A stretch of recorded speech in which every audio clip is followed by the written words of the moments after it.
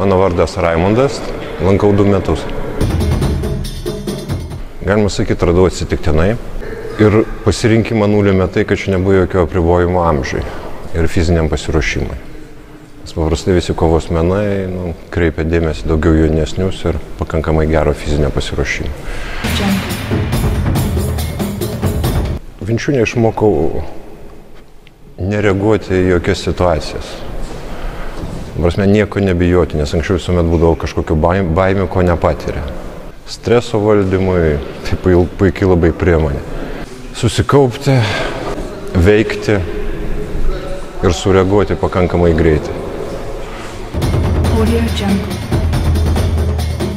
Šiaip Vinčiūnas man labai patinka, kad aš taip pasakyčiau, tai yra kovos menų šachmatai.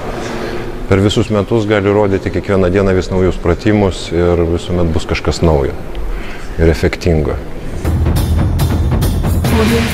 Šiaip man atrodo, šitas sportas turėtų būti vos ne kaip privaloma programa visiems mokiniams, nes pasitikėjimo savim tai prideda nerealiai.